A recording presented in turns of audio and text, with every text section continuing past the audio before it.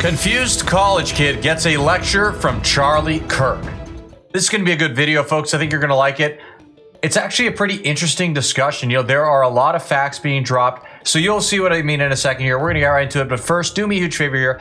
Like our video and share it around so we can keep bringing you all this great, hard-hitting content.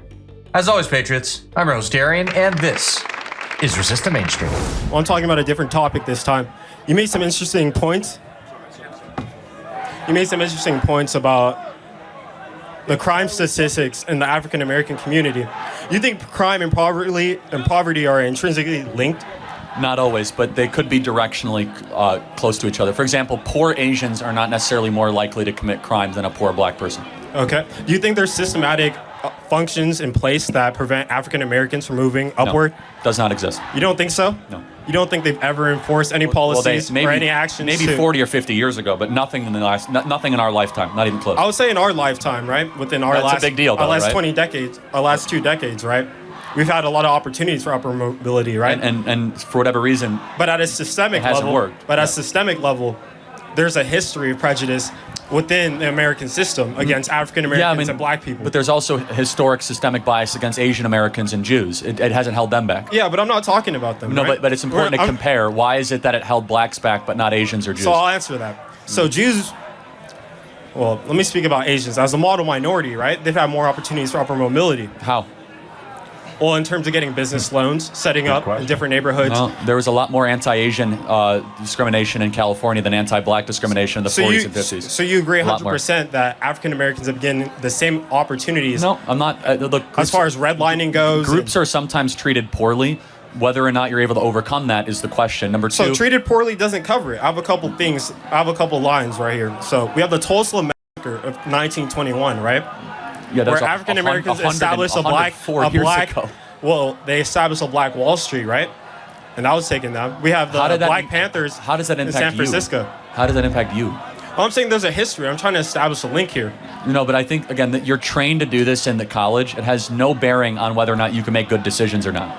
Well, right? College has no impetus on my thinking. This is organic. I know, but I reject the whole premise. You are not a creature or a victim of what happened 104 years ago. You're your own being with your own agency, your own ability to make decisions of right or wrong. And I agree to not subscribing to a victim mentality and taking accountability for your actions. I don't think any of that plays into your current status. You don't think so at all? No. Can you list more reasons as to why? Yeah, the number one problem with black America is the fact that dads are not around. Not the fact that and that's enforced by the government. No, it's not.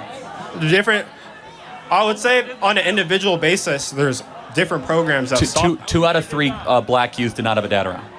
Yeah, there's a crack epidemic. CIA moved crack into the hood. We went into different hoods in Los Angeles community. Yeah, but you have to still choose to do drugs.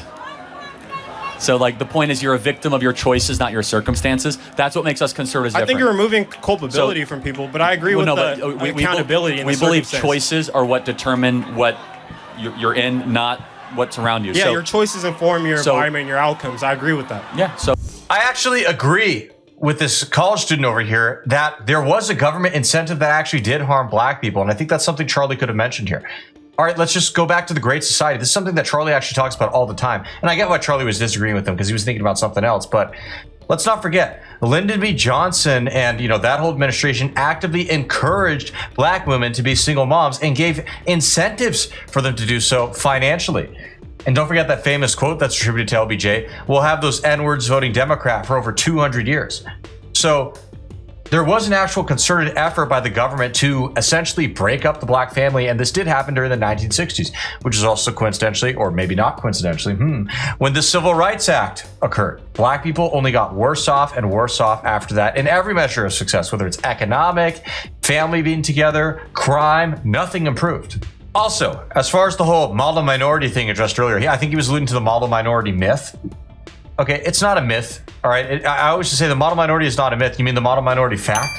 The fact that Asians will generally have 2-parent households more so than any other group of America, including even white people.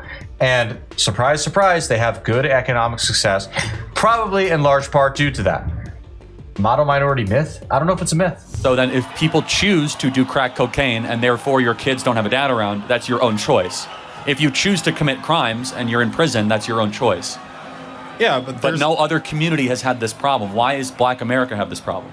I think there's a direct link between the prison industrial complex and incarceration. Well, but how does one get to prison? And the profiling African Americans. Well, hold on. But first of all, it's not a profiling when it comes to that. Blacks are far more likely to commit crimes than any other group associated. It's like 3 to 4 times more likely. It's not even close.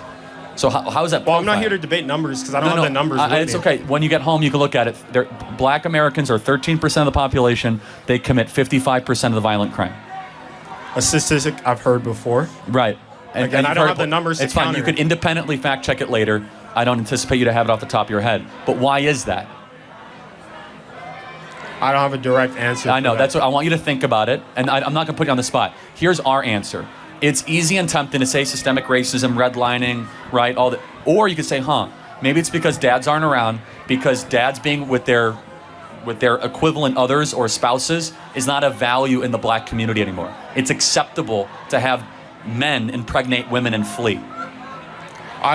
It's not a cultural expectation. I think our cultural expectation is for African Americans to stand with their families and increase, because there's a lot of evidence that shows when 2 parents are present in a household, they have a higher chance of their children succeeding. I agree. Then why doesn't that happen? Upward. So why don't Black dads stay around? I think that's a progression in our community. I think that's a progression. So why is I'm that saying happening? that the reason that we're here is there's a lot of factors that led us to this point. I don't but it's a decision that a Black man can make. He's impregnated a woman, so he's not in jail. So he's like a free citizen. Why not stay with that woman and start a family? And I'd say for the most part, 66% of the time, we're moving in that direction. It's getting worse, not better, actually. The single fatherhood rate is getting worse in Black America. It was 25% in 1965. It was 50% in 1980. It's 75% in certain cities now. It's beyond comprehension. It's like the worst of the industrialized world. And there's only one explanation. It's that it's not a cultural value in Black America right now. I think we have to disagree. I think it is a cultural value moving forward, and I think it has been a cultural value. And I think post-civil rights movement, especially during the civil rights movement, that was a major impetus. That was a major focus of the Black community, and that's how we got through that movement. You know, Black America, that structure and that family unit. Black America's actually gotten poorer since the Civil Rights Act? Well, yes, I understand Why? that. I don't have an answer for that. It's okay. Think about it. And I'm not saying it's one or the other, but the Civil Rights Act is revered as this amazing thing. But Black America is actually poorer, more likely to commit crimes, in more poverty than it was before the Civil Rights Act. There's a lot of explanations. Thomas Sowell's written entire books about this. And I've read on Thomas Sowell. Good. And I want you to keep reading Thomas Sowell because he'll push your boundaries and he's phenomenal. It's worth noting that Thomas Sowell was way ahead of his time in an incredible way. There are debates with him, I believe in the 80s, talking about why affirmative action is a disaster for Black people in America. And I find that interesting because a lot of conservatives will argue today, in my opinion, very misguidedly, will say, oh, well, affirmative action, it was good when it came out, it served its purpose, but now we shouldn't have it anymore because this country's not racist. And it's like just a dumb, dopey, and losing argument because you're essentially legitimizing the other side. And then people say, well, no, of course it's still necessary. We still have systemic racism, as they call it, in the United States. But Thomas Sowell, and he's Black, by the way, against it from essentially the very beginning. What a smart man, way ahead of his time. It's our belief system. The most important thing is dads in the home. If you do not have 2 parents around, everything falls apart. It's not about government checks or welfare. It's the nuclear family. The nuclear family is a guarantor more than anything else that a kid is going to. And I 100% agree with that. Right. So we have to figure out then, it's a riddle. I think I know the answer. Why so many Black youth do not have dads around. I personally think the answer is more convoluted than that. I think it's a bit muddled. I think going forward, there's going to be an upward progression in that area. I have to look at the numbers, and I'll come back to you with some better statistics. No worries. Thank you very much. Thanks for your good-hearted question. Thank you very much. What'd y'all think? I personally enjoyed it. The kid is a little bit confused, but he sounds like he's an open-minded guy. He's respectful. He's not, super arrogant or anything like that. And I have a good feeling he will come to the truth at some point in his life, maybe soon. With all that being said, everybody, thank you so much for tuning in.